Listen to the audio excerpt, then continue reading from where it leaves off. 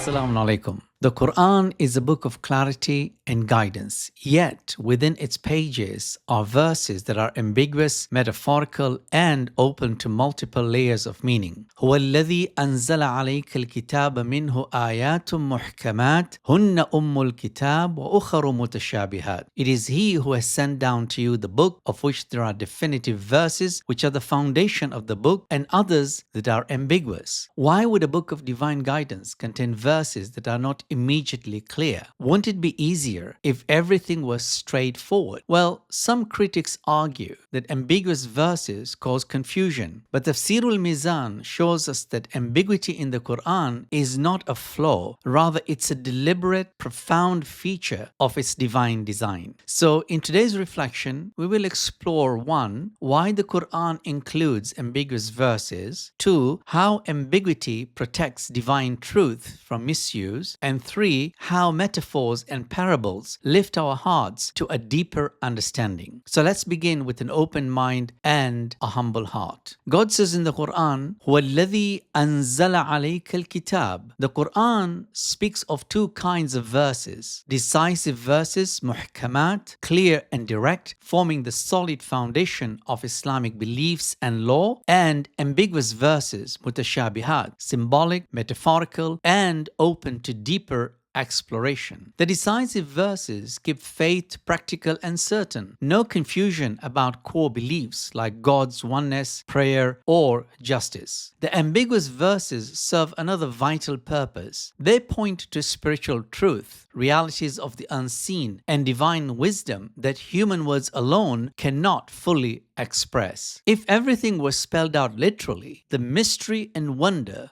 that leads us to reflect would fade. So let's reflect on this. Would the Qur'an still touch our hearts deeply if every truth were reduced to plain, cold facts? These verses are a door, inviting the sincere seeker to pause, ponder, and grow. God says in the Qur'an, وَمَا يَعْلَمُ تَأْوِيلَهُ إِلَّا اللَّهُ, and none knows its interpretation except God. Tafsir al-Mīzān explains some truth are simply beyond human language. The Qur'an uses allegories and metaphors so our limited minds can grasp glimpses of these vast realities. For example, God says in the Qur'an, يَدُ اللَّهِ فَوْقَ أَيْدِيهِمْ. The hand of God is over their hands. Well, does God have a physical hand? No. This points to His power and supreme authority. Through such expressions, the Qur'an teaches us to look past the material world and connect with the spiritual truth behind it. So as we reflect on this, do I stop at the words alone, or do I let them guide my heart to something greater? In this way, ambiguous verses stretch our thinking and keep us before the infinite. God says in the Qur'an, وَأَمَّا الَّذِينَ فِي قُلُوبِهِمْ زَيْغٌ فَيَتَّبِعُونَ مَا تَشَابَهَ مِنْهُ. As for those in whose hearts is deviation, they follow what is ambiguous, seeking discord. Tafsir al-Mīzān explains, if profound truth were given plainly, people might twist them to suit their ego or political agendas. Ambiguity acts like a filter. It protects divine knowledge from those who approach it insincerely, seeking power or argument instead of the truth. God says, وَمَا يَعْلَمُ تَأْوِيلَهُ إِلَّا اللَّهُ وَالرَّاسِخُونَ فِي الْعِلْمِ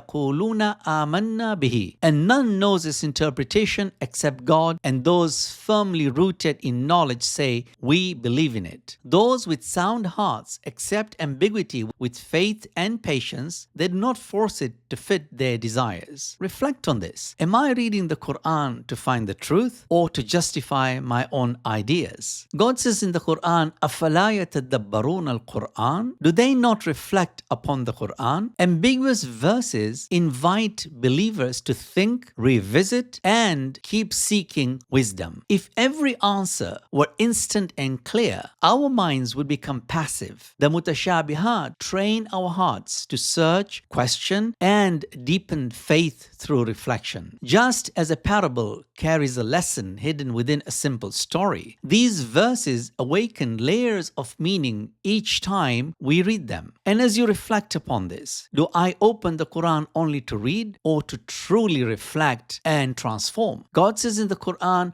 وَتِلْكَ الْأَمْثَالُ نَضْرِبُهَا لِلنَّاسِ لَعَلَّهُمْ يَتَفَكَّرُونَ. And these are the parables we set forth for mankind so that they may reflect. Parables translate the unseen into the seen. They explain deep truth with simple, relatable images. For example, God says in the Quran, He sends down water from the sky. That is how God compares truth and falsehood. Truth is like clear water, life-giving and lasting. Falsehood is like foam on water. It appears briefly, momentarily, and then disappears. Such images stick in the heart and mind, helping us carry divine lessons into our daily life. So as we reflect upon this, we should ask, how can I better reflect on the parables and symbols in the Qur'an? So here is our takeaway for today. The ambiguous verses of the Qur'an are not confusion. They are a doorway to deeper understanding. Ambiguity is a divine design, not an error. It protects sacred knowledge from misuse. It invites sincere seekers to reflect and grow, and parables and symbols open our hearts to truth beyond words. May we read the Quran with patience, curiosity, and humility, trusting each layer of meaning brings us closer to its source. Next week, we will go even deeper, back to our origins. Before we were born, did our souls already know God? So join me as we reflect on the verse of the covenant, humanity's eternal witness. If you enjoyed this week's episode, consider subscribing. Why not? Let's reflect and share your thoughts below. See you in the next episode of Reflection. Wassalamu alaikum wa rahmatullah.